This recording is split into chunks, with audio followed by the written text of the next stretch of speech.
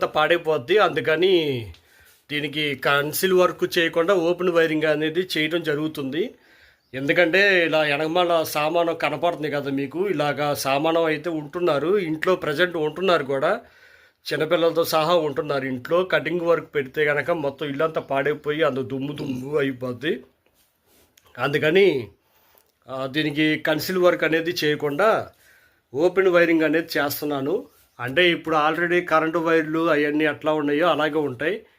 అలాగే ఉండటం వల్ల మనం ఆ వైరింగ్ ఏం తప్పించకుండా ఆ వైరింగ్ అంతా అలాగే ఉంచేసి మనం కొత్త కరెంటు వైరింగ్ లాగినాక స్విచ్ బోర్డు మొత్తం కంప్లీట్గా వేసిన తర్వాత అంతా అయిపోయిన తర్వాత లాస్ట్ కొత్త వైరింగ్లో కరెంటు వదిలిన తర్వాత అప్పుడు ఈ పాత వైరింగ్ అనేది తీయటం జరుగుతుంది. అప్పుడు దాకా ఈ వైరింగ్తోనే అంత వర్కింగ్ అనేది జరుగుతూ ఉంటుంది. ఫ్యాన్లు కానీ లైట్లు కానీ మొత్తం ఈ పాత వైరింగ్ మీద రన్నింగ్ ఉంటుంది. కొత్త బోర్డులు వేసిన తర్వాత అప్పుడు మనం కొత్త కరెంటు బోర్డులోకి కరెంటు వదిలిన తర్వాత అయితే ఈ పాత వైరింగ్ మొత్తం తీయటం అయితే జరుగుతుంది.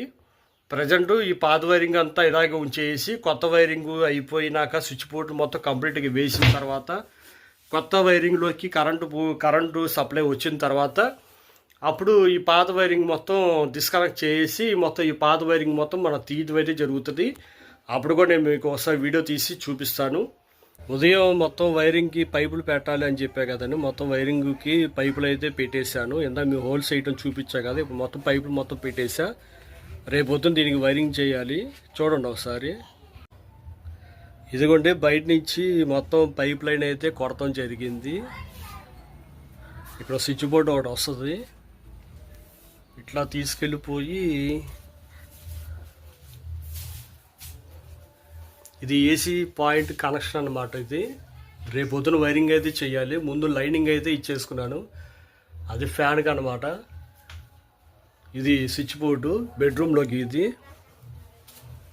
ఇది వచ్చేసి హాల్ అండి. ఇది మీరు చూసేదంతా పైపింగ్ చేసింది.